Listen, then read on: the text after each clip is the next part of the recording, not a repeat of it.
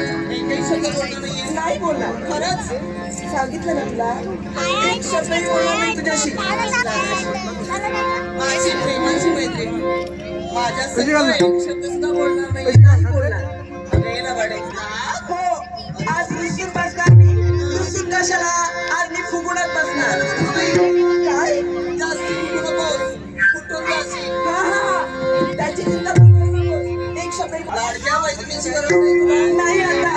तुला जर माझी गरज नसेल आजच्या दिवशी तर काहीच नाही. तर मला सुद्धा तुझी गरज नाहीये. निघाले तुला सोडून. काय?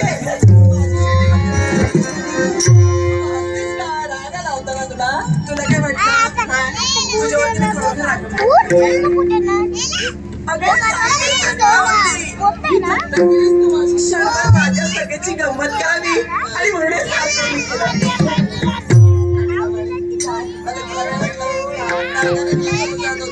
तुला सोडून काय?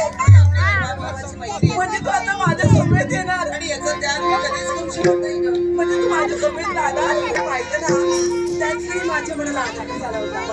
पण सगळी क्षणभर माझ्यासाठी आणि म्हणून सारखायचं केलं. पाहा ना, अगदी चौबाजूने पाहते ही सारी नवचैतन्याची प्रभा एकसारखं मन तसं मंत्रमुग्ध करून टाकू लागलं. आणि निसर्ग सुद्धा एकसारखा आनंदी झालाय ग. तुझ्या चेहऱ्यावरील आनंद पाहता क्षणी माझं मन आनंदित होऊ लागलं आणि असं वाटू लागलं की अंतरी फुलावा नवसूर चैतन्याचा. काय? अंतरी फुलावा नवसूर चैतन्याचा अनसंकार राहावा आनंदाचा. हा आनंद आणि या आनंदाला गुणाची दृष्टी लागू नये. अगदी सत्य. हा फळा फुलांनी भरला आनंद गगनात मावेळा. क्षणभर मला मनात आनंद लुटावा. आनंद लुटावा. आनंद लुटावा. कसा सांगावा आणि कसा व्यक्त करावा हेच काही कळत नाहीये ग. काय?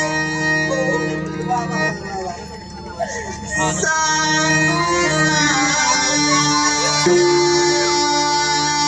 खरंच बाई असंच वाटू लागलं. कसं काळीला सांगू कुणाला.